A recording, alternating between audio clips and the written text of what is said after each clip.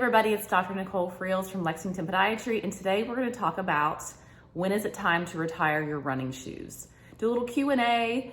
I have a lot of patients that come in, they're like, these shoes are 3 months old. How long should I really wait to replace those? The problem is they look good from the outside. However, if you look on the inside, or even if you were to cut the shoe in half, which I don't recommend doing, but you can see the materials inside have kind of compressed, and you're not getting the cushion and the shock absorption that you need when you're running, because that's a lot of heavy impact on your feet.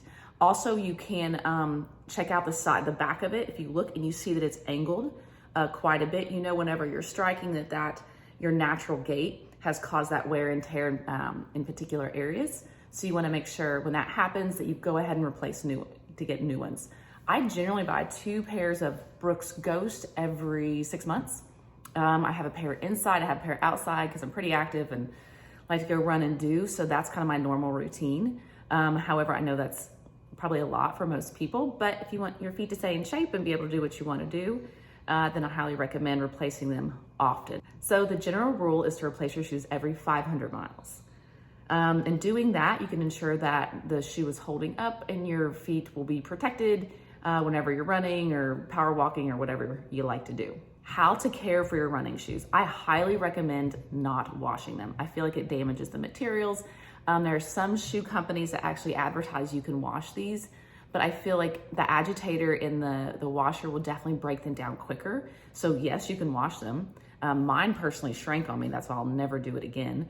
But if you wash them, it's just going to destroy the sole of the shoe, it's going to destroy the inside of it. It's just they're gonna wear out quicker, period. And you'll have to buy them, sooner rather than later. So don't wash them, just maybe some warm soapy water in the sink, submerge them in there, get you a nice little, almost like a nail brush or something, and some type of oxy, and just scrub them out, and then just let them dry outside for, a day or so, however that depends, or however that works in your area. So that's an easy way to do it. Pretty simple, never ever put them in the dryer. That's where the shrinkage comes from. If you think about it, you've got a lot of glue, you've got a lot of rubber, all of that is gonna heat up and malform in the dryer. So let them air dry at least, okay? Does the run surface affect how your shoes wear? Basically, essentially, absolutely. So a treadmill, a blacktop, concrete, grass, dirt, whatever, all of that's gonna affect the wear and tear of your shoe. If you think about it, like the blacktop and the concrete, there's no shock absorption there. So 100%, the sole's gonna get more condensed. It's gonna kind of press down at a faster rate than you were, say, running on ground, because there's more shock absorption naturally in the surface. Treadmill, same thing. I mean, if you're running or walking on a treadmill, there's a little bounce to it. So it's not gonna wear as fast as something super hard.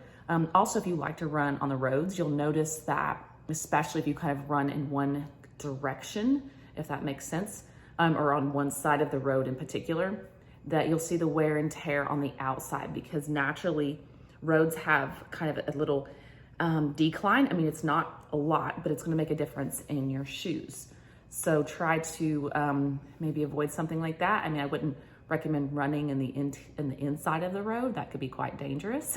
But probably the best surface for you to run on would be the ground, unless you have instability in the ankle and you kind of hit something. It'll be easier, like a rock, for you to kind of twist your ankle or something like that. But overall, treadmill running is probably the safest and best for you and your shoes.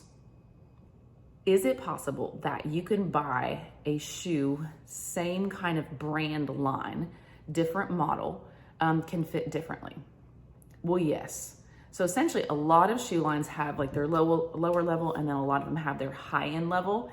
And so I'll say to somebody, hey, get some Brooks Ghost. They go to the store and they come back with Brooks Revel or something like that. And I'm like, oh no, that is just not gonna hold up. And especially, it's dependent on the foot type. So a lot of these shoes are angled, the soles can be corrected. So if you have a corrective insert, you absolutely don't need a corrective sole. You would need something very neutral.